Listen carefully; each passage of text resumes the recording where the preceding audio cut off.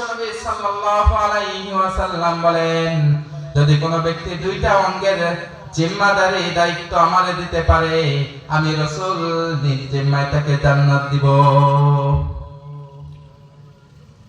একটা অঙ্গ হলো দুইটা হাড্ডিবিহীন অঙ্গ, একটা হলো জিহ্বা আর একটা হলো লজ্জাস্থান। এই দুইটা অঙ্গের জিম্মাদারি যদি আমার উম্মত কোন উম্মত দিতে পারে, আমি সেই উম্মতের জান্নাতে নিয়ে যাওয়ার গ্যারান্টি দিয়ে দিলাম। বাদশাহিত্ব চলাকালীন একজন ব্যক্তি আসলেন, বললেন, ইয়া আমিরাল মুমিনিন, ইয়া খলিফাতুল মুসলিমিন ওমর ইবনুল খাত্তাব রাদিয়াল্লাহু তাআলা, আমার সন্তান আমার হক আদায় করে না, আমার সন্তান আমারে পাওনা বুঝায় দেয় না। ওমর রাদিয়াল্লাহু তাআলা আনহু বললেন, তোমার সন্তানকে তুমি ডাক দাও, অথবা সৈন্য দিয়ে ওই সন্তানকে ডেকে আনা হলো।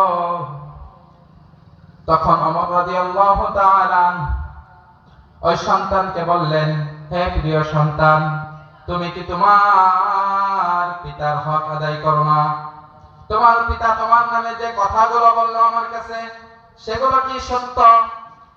তখন ওই ছেলে বলল, ইয়া আমিরুল মুমিনিন খলিফাতুল মুসলিমিন, আপনি আমার পিতার হক আমি আদায় করি না এটা দেখতে পারলেন ঠিকই, কিন্তু আমার পিতা যে আমার হক আদায় করে না এটা কি আপনি দেখতে পান না?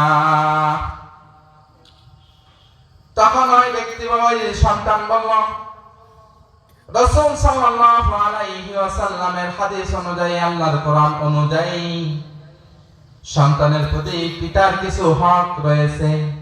তার ভিতরে অন্যতম কিছু হক যদি আমার পিতা আমার প্রতি আদায় না করে, এটা যদি দোষের কিছু না হয়, তাহলে আমি আমার পিতার হক আদায় করব না, এটা কেন দোষের হবে? তখন ওমর রাদিয়াল্লাহু তাআলা আনহু ওই যুবককে বললেন, কি হক আমাকে একটু শোনাও শুনি। ওমর রাদিয়াল্লাহু তাআলা আনহু যখন ওই সন্তানকে বললেন, কি হক তোমার পিতা তোমার আদায় করে নাই সেটা আমাকে জানাও, কি হক তোমার পিতা তোমার জন্য আদায় করে নাই সেটা আমাকে শোনাও। তখন ওমর রাদিয়াল্লাহু তাআলা আনহুর কাছে ওই সন্তান বললেন, প্রত্যেক সন্তানের তার পিতার কাছে অধিকার রয়েছে, হক রয়েছে। সেই হকটা হলো সন্তানের জন্য একটা দিনদার মা খুঁজে দেওয়া। সর্বপ্রথম যে হকটা রয়েছে সেটা হলো দিনদার মা খুঁজে দেওয়া, আল্লাহওয়ালা মা খুঁজে দেওয়া। যদি আল্লাহওয়ালা মা খুঁজে দিতে পারে তাহলে সর্বপ্রথম হক আদায় করতে পারলো। যদি আল্লাহওয়ালা মা না খুঁজে দিতে পারলো, তবে ওই পিতা তার সন্তানের প্রতি জুলুম আর অবিচার করলো। সর্বপ্রথম হক তাহলে দিনদার আল্লাহওয়ালা খোদা ভীরু মা খুঁজে দেওয়া। কেন মা দিনদার আল্লাহওয়ালা হলে কি লাভ? যদি আপনার স্ত্রী ঘরে কোরআন তিলাওয়াত করে, আপনার সন্তান কোরআন তিলাওয়াত না করে থাকতে পারবে না। আপনার স্ত্রী যদি নামাজ আদায় করে, তখন আপনার সন্তান নামাজ আদায় না করে পারবেন না। যখন আপনার স্ত্রী তাসবিহ তাহলিল আদায় করে, তাসবিহ তাহলিল পাঠ করে, তখন আপনার সন্তান আর বাকি থাকলো না ইবাদতের ভিতরে ঢুকতে। যখন আপনার স্ত্রী আল্লাহওয়ালা হবে, ওযুর সাথে খাবার পাক করবে, যখন রান্নাটা খাবারটা ওযুর সাথে পাক করবে, তখন ওই খাবারের ভিতরে রুহানিয়াত এবং আল্লাহর বরকত অটোমেটিক নাজিল হয়ে যাবে। অথচ আমরা কি করি? সমাজের অবস্থা আমরা কি,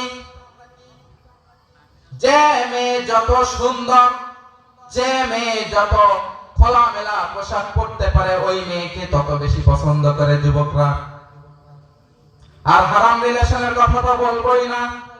বর্তমান সময়ে মোটেও মনে হয় এই হারাম রিলেশন, ফিজিক্যাল রিলেশন নাই, এরকম নয়। বর্তমান সময়ে এটা আরো বেশি। এখান থেকে 20 বছর আগে, 15 বছর আগে খেয়াল করলে এরকম খারাপ কিছু দেখতাম না, কিন্তু বর্তমান সময়ে এটা এত পরিমাণ খারাপ ছড়িয়ে গিয়েছে, আমরা এটাকে গুনাহ মনে করি না, এটাকে গুনাহ মনে করি না। যে করতে পারে না তারে আমরা ছোট মনে করি, কিন্তু আসলে এরকম তো হওয়ার কথা ছিল না। রাসূল সাল্লাল্লাহু আলাইহি ওয়াসাল্লাম বলেন, রে যুবক, বৃদ্ধা সকলকে উদ্দেশ্য করে বললেন, ও আমার উম্মতেরা, তোমাদের ভিতরে এমন একটা পরীক্ষা আল্লাহ রাব্বুল আলামিন নেবেন। সেই পরীক্ষার বনি আদমের শুরু থেকে আজ পর্যন্ত কিয়ামত পর্যন্ত বনি আদমের সন্তানকে একটা পরীক্ষা অবশ্যই নেওয়া হবে। সেই পরীক্ষাটা হলো বনি আদমের সন্তানকে জিনার পরীক্ষা দ্বারা পরীক্ষা নেওয়া হবে। কেমন জিনার পরীক্ষা দ্বারা? সামনে এমন একটা পরিস্থিতি এসে গেছে যে পরিস্থিতিতে গুনাহ এবং জিনা দ্বারা আমার দ্বারা হওয়ার সম্ভাবনা রয়েছে।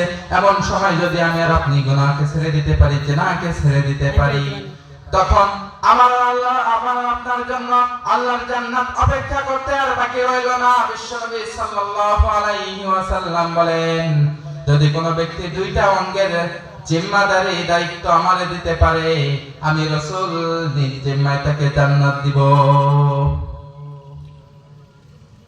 একটা অঙ্গ হলো দুইটা হাড্ডিবিহীন অঙ্গ, একটা হলো জিহ্বা আর একটা হলো লজ্জাস্থান। এই দুইটা অঙ্গের জিম্মাদারি যদি আমার কোন উম্মত দিতে পারে, আমি সেই উম্মতের জান্নাতে নিয়ে যাওয়ার গ্যারান্টি দিয়ে দিলাম।